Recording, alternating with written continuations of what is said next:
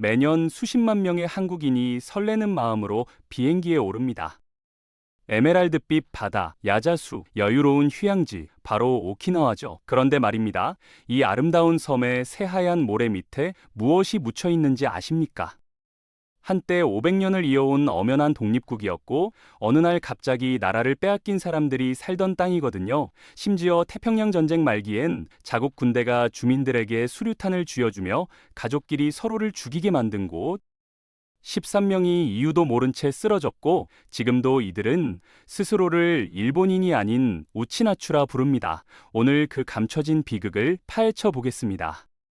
이야기는 지금으로부터 약 1000년 전으로 거슬러 올라갑니다. 11세기 무렵 오키나와라는 섬에 대륙과 일본 본토에서 새로운 사람들이 하나둘 건너오기 시작했거든요. 이들은 단순한 이주민이 아니었습니다. 당시 기준으로 최첨단이었던 농경 기술, 철기 제작법, 그리고 체계적인 행정 시스템까지 품고 온 지식인 집단이었죠.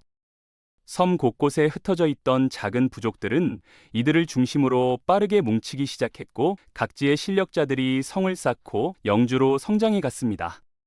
그렇게 세월이 흘러 14세기 오키나와는 세 나라로 쪼개진 삼산 시대를 맞이합니다.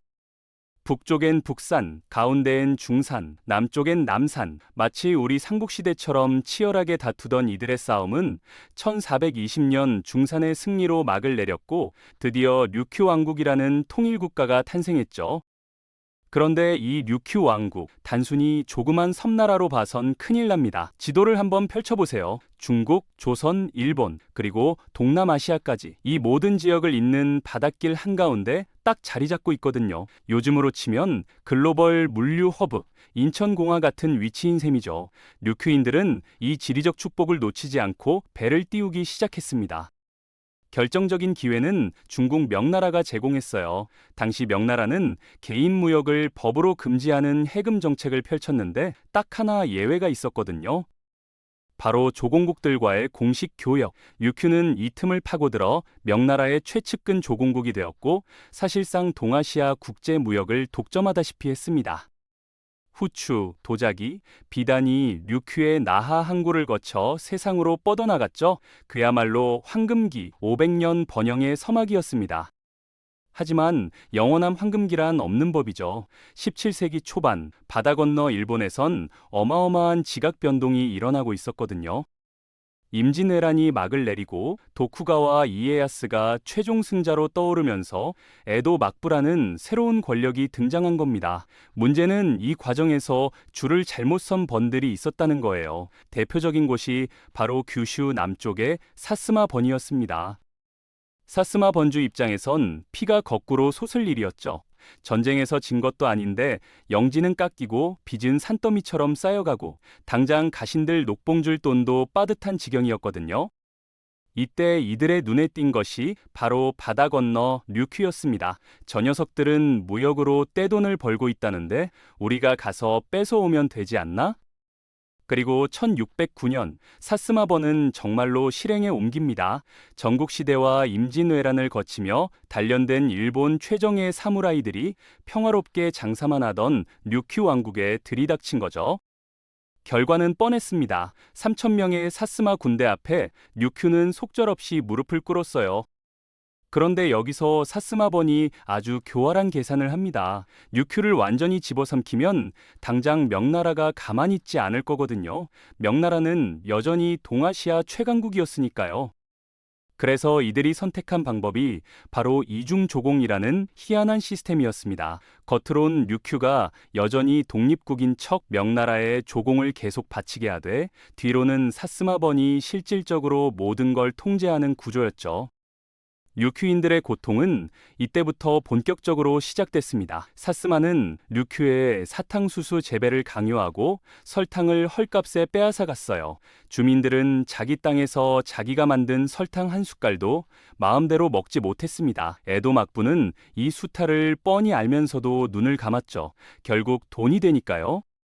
그렇게 200년 넘게 이어지던 동아시아의 질서는 19세기에 들어서면서 완전히 뒤집어집니다. 서구 열강들이 증기선과 대포를 앞세워 아시아로 밀려 들어온 거죠. 한번 상상해 보세요. 수천 년간 세계의 중심이라 자부하던 청나라가 1840년 아편 전쟁에서 영국의 처참하게 깨집니다. 홍콩을 통째로 내주고 막대한 배상금까지 토해냈죠. 동아시아의 절대 강자가 종이호랑이였다는 사실이 만천하에 드러난 순간이었습니다. 반면 일본은 전혀 다른 길을 선택했어요. 1868년 메이지 유신을 단행하며 사무라이 시대를 스스로 끝내버리고 서구식 근대 국가로 탈바꿈한 겁니다. 독일식 군대, 영국식 해군, 프랑스식 법 체계를 미친 듯이 흡수했죠. 불과 십수년 만에 일본은 아시아에서 유일하게 서양과 어깨를 나란히 하는 제국으로 거듭났습니다. 여기서 일본 지도부의 눈빛이 달라집니다. 청나라가 저렇게 무너졌다면 이제 동아시아의 패권은 우리 차지 아닌가? 오랜 수건이었던 대륙 진출의 꿈이 현실로 다가온 거죠. 그런데 대륙으로 가려면 반드시 거쳐야 할 징검다리가 하나 있었습니다. 바로 류큐였어요. 문제는 명분이었습니다. 당시는 제국주의 시대라고 해도 최소한의 국제법적 형식은 갖춰야 서구 열강들로부터 문명국 대접을 받을 수 있었거든요. 류큐는 애매한 상태였습니다. 명나라를 이은 청나라에도 조공을 바치고 일본 사스마번의 속국이기도 한 이중신분, 한쪽이 저건 우리 땅이라고 주장하면 다른 쪽에서 무슨 소리냐고 반박할 여지가 충분했죠. 일본 입장에선 국제사회에 내밀 확실한 증거가 필요했습니다. 누가 봐도 저 섬은 일본 땅이 맞네라고 인정할 수밖에 없는 결정적 한방. 그들은 그 기회가 오기만을 숨죽여 기다리고 있었습니다. 그리고 1871년 일본이 그토록 기다리던 기회가 하늘에서 뚝 떨어집니다. 그해 가을 류큐어민 69명을 태운 배 한 척이 거센 태풍을 만나 표류하다 대만 남부의 모란 지역에 가까스로 닿았거든요. 살았다 싶었겠죠. 그런데 비극은 거기서 시작됐습니다. 언어도 통하지 않고 외부인에 대한 경계심이 극에 달해 있던 현지 원주민들이 이들을 습격한 거예요. 54명이 그 자리에서 목숨을 잃었습니다. 이 소식이 도쿄에 전해지자 일본 정부 고위 관료들의 눈이 번뜩였죠. 드디어 왔다. 그들은 이 비극을 류큐 합병의 명분으로 써먹기로 작정합니다. 논리 구조가 아주 치밀했어요. 대만은 청나라 영토다. 그런데 청나라는 자국 땅에서 벌어진 학살을 방치했다. 그렇다면 피해자인 류큐이는 누가 보호해야 하는가? 바로 일본이다. 왜냐? 류큐는 일본의 일부니까. 1872년 일본은 속전속결로 움직입니다. 500년 역사의 류큐 왕국을 전격 폐지해버리고 그 자리에 류큐번이라는 행정구역을 설치했어요. 하루아침에 왕국이 일본의 한 지방으로 강등된 거죠. 그런데 여기서 일본이 꽤 영리한 수를 씁니다. 무작정 찍어 누르면 반발이 거세질 걸 알았거든요. 그래서 당근을 제시했습니다. 류큐의 마지막 왕 쇼타이에게는 왕의 지위를 그대로 유지하게 해주겠다. 왕실이 수백 년간 사스마에 진 어마어마한 빚도 전부 탕감해주겠다. 솔깃한 조건이었죠. 수탈에 지친 류큐 왕실은 별다른 저항 없이 이 제안을 받아들였습니다. 그리고 바로 이 순간 청나라와 일본 사이에서 아슬아슬하게 줄타기하던 류큐의 이중 조공 체제가 완전히 끝장난 거예요. 일본은 공식 문서로 류큐를 자국 영토라고 못 박는 알박기에 성공했습니다. 다음 수순은 이제 청나라의 확답을 받아내는 것 단 하나뿐이었죠. 1874년 일본은 드디어 칼을 뽑아듭니다. 명분은 이미 다 만들어둔 상태였죠. 우리 국민인 류큐인이 대만 땅에서 죽임을 당했다. 자국민을 보호하는 건 국가의 당연한 의무다. 이 논리를 앞세워 무려 3,600명의 근대식 군대를 대만으로 출병시킨 겁니다. 일본 제국이 건국 이래 처음으로 벌인 해외 군사 작전이었어요. 청나라 조정은 발칵 뒤집혔습니다. 당연한 일이죠. 대만은 명백히 청나라 영토였으니까요. 자기 집 마당에 남의 나라 군대가 허락도 없이 들이닥친 꼴이었습니다. 베이징에선 당장 전쟁을 불사하자는 강경론이 들끓었고 양국은 일촉즉발의 상황까지 치달았어요. 그런데 말이죠. 속사정을 들여다보면 청나라는 전쟁을 할 처지가 전혀 아니었습니다. 안으로는 태평천국의 난과 같은 대규모 반란들로 수천만 명이 죽어나갔고 밖으로는 영국과 프랑스가 이권을 뜯어가느라 국고가 텅텅 빈 상태였거든요. 이 와중에 일본과 또 한판 붙는다? 나라가 통째로 주저앉을 판이었습니다. 결국 청나라는 꼬리를 내립니다. 영국의 중재로 합의문에 도장을 찍었는데 내용이 기가 막혔어요. 대만 원주민의 류큐인 살해 행위가 정당하지 못했음을 청나라가 공식 인정한다.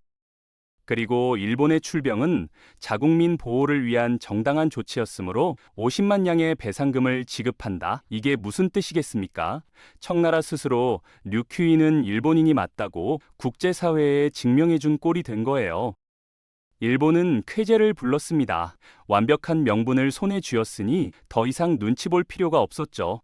1879년 3월, 일본은 군대와 경찰 600여 명을 슈리성에 진주시킵니다.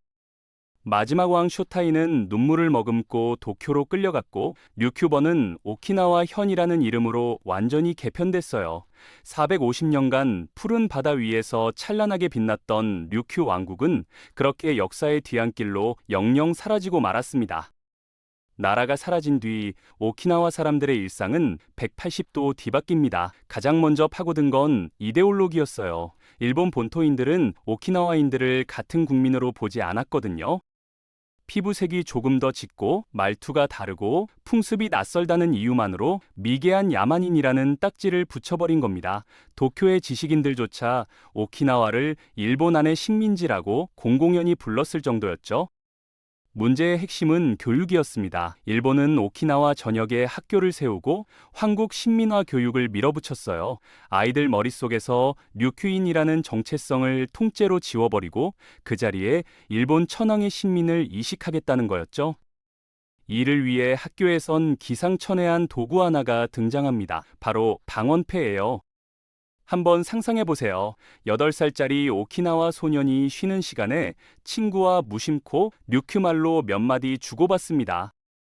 그 순간 일본인 교사가 달려와 목에 나무 팻말을 걸어요. 나는 방언을 사용한 열등생입니다. 이 패찰은 다른 친구가 류큐어를 쓸 때까지 벗을 수 없었습니다. 아이들은 서로를 감시하게 됐고 모국어는 부끄러운 죄가 되어버렸죠. 경제 구조는 더 기가 막혔습니다. 오키나와 현이 설치되자마자 본토에서 공무원, 경찰, 장사꾼, 지주들이 대거 몰려 내려왔거든요. 나하 중심가의 번듯한 상점, 요직, 땅 문서는 전부 이들 차지였습니다. 원주민들은 하루아침에 자기 땅에서 이방인이 됐어요. 당시 나하 부둣가의 풍경을 한번 그려보세요. 햇볕에 그을린 오키나와 청년 하나가 짐을 나르느라 허리가 끊어질 지경입니다. 하루 종일 일해도 본토 일꾼의 절반밖에 못 받아요. 같은 일을 해도 너희는 원래 그 정도다라는 한마디면 끝이었죠. 정비된 도심은 일본인 차지, 오키나와인들은 변두리 슬럼으로 밀려났습니다. 차별은 시스템이 되어 일상에 단단히 뿌리를 내리고 말았어요. 당연하게도 오키나와인들이 이 모든 걸 순순히 받아들였을 리 없죠. 나라를 잃은 지 얼마 되지 않았고 불과 한 세대 전만 해도 자랑스러운 류큐 왕국의 백성이었던 사람들이었으니까요. 일부는 바다를 건너 청나라 푸젠성으로 망명했습니다. 거기서 류큐 구국운동이라는 깃발을 들고 청나라 조정을 찾아다니며 눈물로 호소했어요. 제발 우리 왕국을 되찾아달라. 일본의 부당한 침략을 막아달라. 섬 안에서도 저항은 뜨거웠습니다. 수만 명의 오키나와 지식인들이 서명운동을 벌이며 최소한의 자치권이라도 달라고 일본 정부에 탄원서를 올렸죠. 하지만 돌아온 건 차가운 침묵뿐이었습니다. 일본 제국에게 오키나와는 협상 대상이 아니었거든요. 결정타는 1894년에 터집니다. 청일전쟁에서 일본이 청나라를 완벽하게 박살 내버린 거예요. 평양에서, 황해에서, 랴오둥 반도에서 청군은 줄줄이 무너졌고 결국 대만까지 일본에 넘겨주고 말았습니다. 오키나와인들에게 이 소식이 어떤 의미였을까요? 마지막 희망이었던 청나라가 자기 땅도 못 지킨 마당에 류큐를 구해주길 기대하는 건 이제 망상에 불과했죠.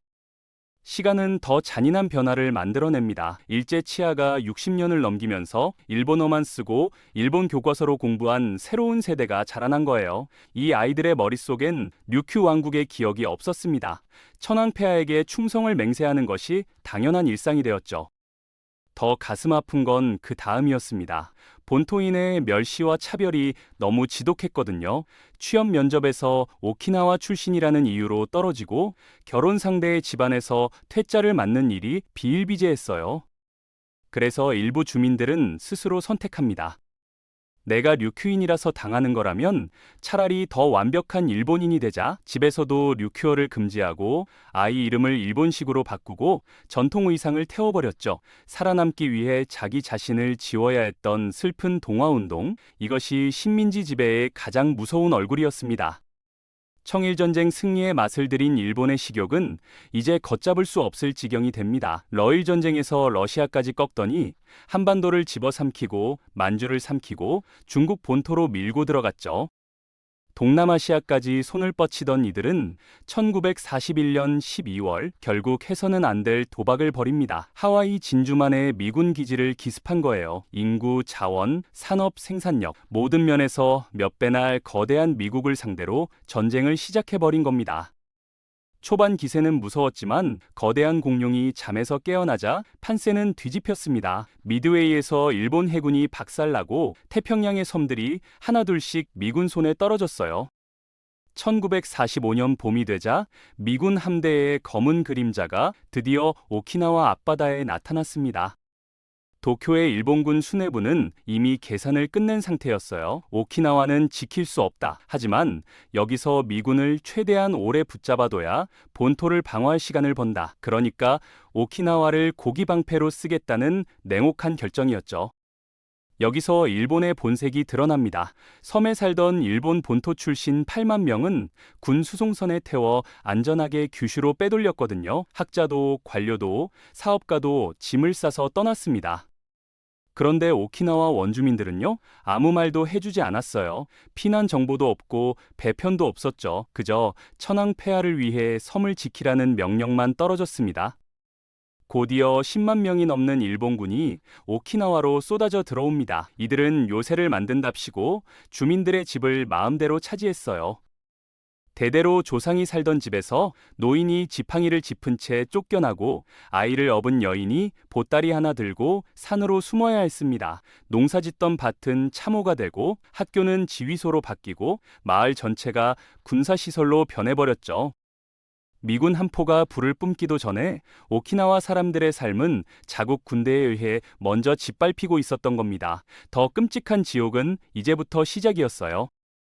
1945년 4월 2일 만우절 아침, 미군이 드디어 오키나와 해변에 상륙합니다. 한포 사격으로 섬 전체가 불바다가 됐고 주민들은 혼비백산 동굴로 산속으로 피신했어요. 문제는 그 동굴 안에 일본군도 함께 있었다는 겁니다. 보급이 끊긴 일본군은 굶주림에 미쳐갔습니다. 총을 들고 민가를 돌며 식량을 약탈하기 시작했죠. 가마쿠라 마을의 어느 할머니 이야기는 지금도 전해 내려옵니다. 마지막 남은 고구마 한 봉지를 손주에게 먹이려고 숨겨뒀는데 일본군이 들이닥쳐 그걸 내놓으라 했어요. 할머니가 손사래를 치자 병사는 그 자리에서 총을 꺼내 들었습니다. 직결 처형, 자국민을 지키러 왔다던 군대가 자국민을 쏘고 있었던 거죠. 공포는 병사들의 이성도 갉아먹었습니다. 민간인 속에 미군 스파이가 섞여 있다는 망상에 사로잡힌 거예요. 오키나와 방언이 본토 일본어와 많이 달랐거든요. 알아듣지 못하는 말이 들리면 의심부터 했습니다. 영어 단어 한마디 섞어 썼다는 이유로 혹은 그저 낯선 억양이라는 이유로 주민들이 줄줄이 끌려가 총살당했어요. 극에 달한 광기는 아기들에게까지 뻗쳤습니다. 동굴 안에서 갓난아기가 울기 시작하면 일본군은 그 엄마에게 조용히 하라고 명령했어요. 울음소리가 미군에게 위치를 알려준다는 이유였습니다. 엄마가 아이를 달래지 못하면 병사가 아이를 빼앗아 숨을 끊었습니다. 자기 품에서 아이가 죽어가는 걸 지켜봐야 했던 어머니들의 비명이 그 어두운 동굴 안에 가득했죠. 81일간 이어진 이 지옥 같은 전투에서 무려 13만 명의 오키나와 주민이 목숨을 잃었습니다. 당시 섬 인구의 4분의 1이었어요. 가장 경악스러운 건 마지막 장면입니다. 일본군은 주민들에게 수류탄 2개씩을 나눠주며 말했어요. 미군에게 붙잡히느니 천황 폐하를 위해 옥쇄하라. 미군은 남자는 죽이고 여자는 끔찍하게 겁탈한다. 공포에 질린 가족들은 서로를 껴안고 수류탄의 핀을 뽑았습니다. 아버지가 아내와 자식을 죽이고 형이 동생을 죽였어요. 집단 강제 자결. 이것이 일본 제국이 오키나와에 남긴 마지막 선물이었습니다. 전쟁은 끝났지만 오키나와의 비극은 끝나지 않았습니다. 미국은 승전 후 오키나와를 일본 본토와 분리해 직접 통치하기로 결정했거든요. 이유는 단 하나, 전략적 위치 때문이었죠. 중국 본토가 공산화되고 한반도의 전쟁의 기운이 감돌자 미국에게 오키나와는 아시아 전체를 한눈에 감시할 수 있는 최고의 군사 거점으로 떠올랐습니다. 그런데 여기서 충격적인 장면이 연출됩니다. 패전 직후 천황 히로히토가 메가더 사령부에 비밀 메시지를 보냈거든요. 내용이 뭐였을 것 같으세요? 오키나와를 미군이 계속 점령해달라. 자국 영토를, 그것도 자국민을 고기방패로 희생시킨 그 땅을 외국군이 오래 지배해주길 천황이 직접 요청한 거예요. 이유는 뻔했습니다. 미군 기지가 오키나와에 있으면 일본 본토는 소련이나 공산 진영으로부터 안전하게 보호받을 수 있으니까요. 오키나와는 또다시 본토의 방패로 쓰인 셈이죠. 27년간 이어진 미군정 통치 끝에 1972년 드디어 오키나와가 일본에 반환됩니다. 주민들은 눈물을 흘리며 기대했어요. 이제 평화헌법을 가진 민주주의 일본의 시민으로 과거의 차별은 끝났다. 순진한 희망이었습니다. 일본 정부의 첫 움직임은 교과서 수정이었어요. 초중고 교과서에서 일본군의 주민학살과 집단 자결 강요 내용을 슬그머니 지워버린 겁니다. 80대 할머니가 살아계셔서 증언하는 일들이 교과서에선 없었던 일이 된 거죠. 더 기가 막힌 건 미군 기지 문제였습니다. 일본 전체 면적의 0.6%밖에 안 되는 이 작은 섬에 일본 주둔 미군 기지의 75%가 몰려 있어요. 본토 사람들이 시끄럽다, 위험하다며 싫어하는 기지를 죄다 오키나와로 떠넘긴 거예요. 전투기 소음, 미군 범죄, 환경 오염을 오키나와가 혼자 떠안았습니다. 참다 못한 주민들은 대규모 반대 시위를 벌였죠. 그러자 일본 정부는 또다시 당근을 내밀었습니다. 거대한 리조트, 관광 개발 프로젝트, 보조금 살포, 시끄럽게 굴지 말고 이 돈으로 놀러 온 관광객이나 받아라. 결국 돈으로 분노를 덮는 낡은 수법. 지금 우리가 보는 화려한 오키나와의 풍경은 그렇게 덮어버린 상처 위에 세워진 무대였던 겁니다.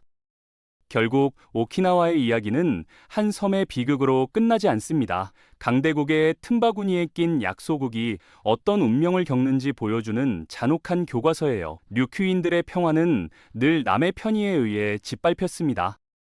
대동아 공영을 외치던 일본 제국은 정작 자기 국민인 오키나와인을 고기방패로 써먹었고 전후엔 그 땅을 미군에게 넘겨 본토의 안전을 샀죠. 지금도 기지 소음과 관광 개발의 화려한 조명 아래 진실은 서서히 지워지고 있습니다. 강대국의 이기심에 희생된 오키나와의 눈물은 주변 열강 사이에서 살아남아야 하는 우리에게 결코 남의 이야기가 아닐 겁니다. 오늘은 여기까지입니다. 재미있게 보셨다면 구독, 좋아요 부탁드립니다.